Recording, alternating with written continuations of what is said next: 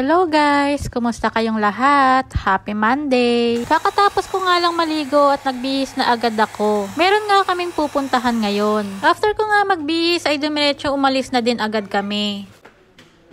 Oh, huwag ka dun ha. Baka may basa. Padance ka muna. Look at here.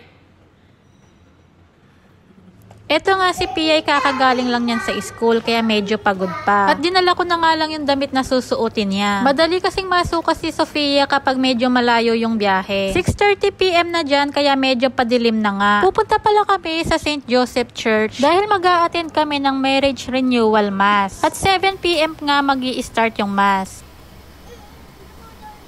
At medyo traffic nga kasi pag 6 PM ay pauwi na ng mga nagtatrabaho. At eto nga nakarating na kami sa St. Joseph Church.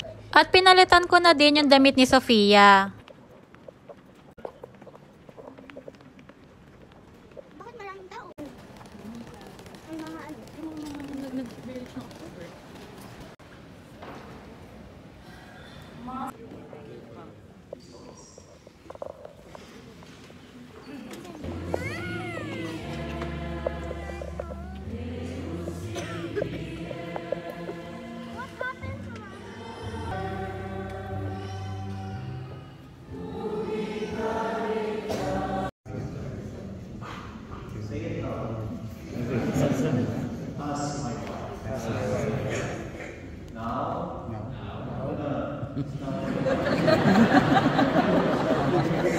Blessed are you, Lord. Why should we say loudly, since you are not speaking, bless you. Okay, once again. Blessed are you, Lord. For by your goodness, I too say the name of your husband.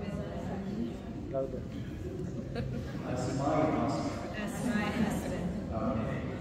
Now, hold your hands, hold it, husband and wife. You still have your ring with you.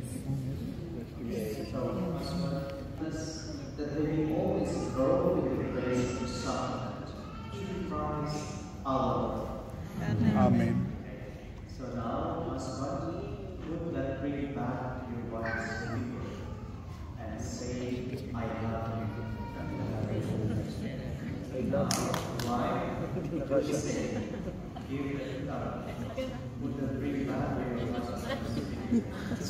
Lord, say also, I love you. Please face your wife.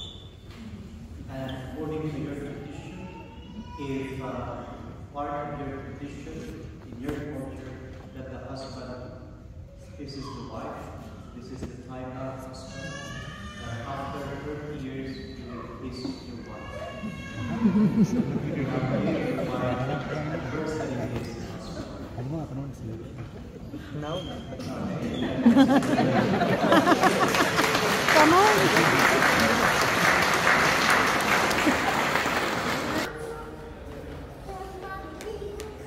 At after nga namin sa St. Joseph Church ay dumiretso na kami muna dito sa may Max para mag-dinner. So ayun lang muna guys. Thank you Lord sa blessing. Thank you for watching. Bye!